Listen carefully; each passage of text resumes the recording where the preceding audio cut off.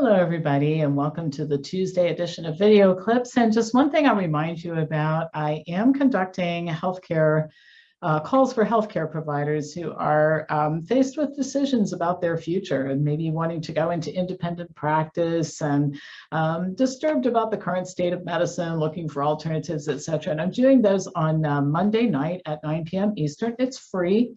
The discussion goes on for usually someplace between 90 and 120 minutes. And I take questions and just put forth a lot of information about options and what you might consider doing. So if you're interested in participating in something like that, send me an email at pampopper@msn.com. And also, here we are at the beginning of November. It is time to start ordering holiday cookies, which we ship everywhere in the continental United States.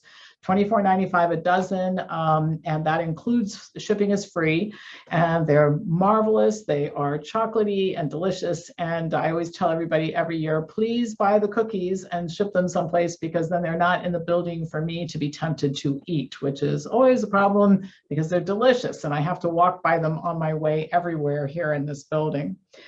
So the weather's getting cold, and it is cold and flu season. So I'm going to talk a little bit about remedies for cold and flu. I mean, a lot of the stuff that people use, over-the-counter drugs, remedies, antibiotics, and that sort of thing, aren't very effective, but there are a couple of things that are. And one is black elderberry. Elderberry has been used for centuries for a whole lot of different purposes.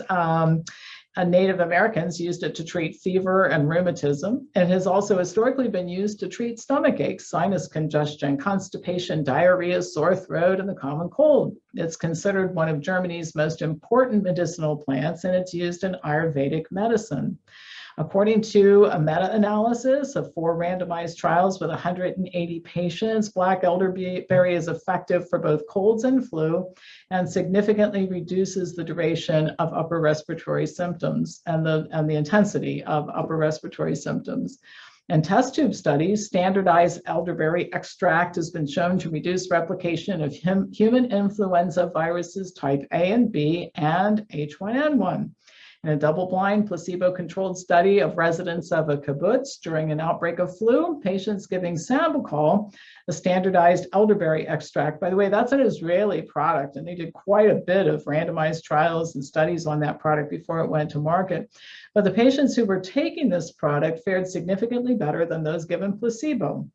Fever improved in 93.3% of subjects taking Sambucol in 2 days, while in the control group, 91.7% showed improvement in 6 days. Well, there's a big difference between 2 days and 6 days, and if you've had a cold or the flu, you know that.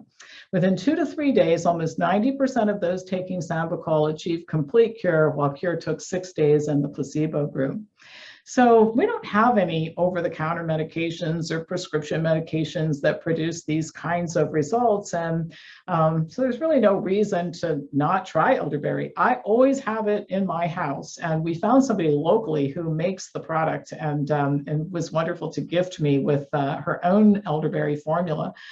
So now I have that in my cabinet just in case I'm not planning to get sick and I'm pretty healthy, but just in case I get sick, I will certainly take advantage of it. And I've used it before, even when I think something's coming on, and seem to be able to make it go away. I think that and sweating in the hot yoga room. And I do recommend sweating, by the way, as a cure for colds and flus, sweating it out. So steam rooms, saunas, hot yoga. If I just even feel like I go to yoga classes all the time here, but even if I feel like something's coming on, I will often, go to a yoga class, take some elderberry, and usually I can keep anything from happening. And one last thing and there's no side effects from it, and it is safe for pregnant women. You'll see some things on the internet. Well, it hasn't been tested in pregnant women. It's been used for centuries and without any adverse effects. I feel totally comfortable recommending it. One other thing, and this is just kind of a fun aside, chicken soup. Everybody tells you that chicken soup is good for colds and flu. It actually is. I found a study that said that chicken soup is actually effective. However, there's a caveat that I have to tell you, and that is that they think it was the vegetables in the chicken soup, not the chicken soup itself. So you could actually make vegetable soup and get the same effect if you don't want to have chicken when you have cold or flu.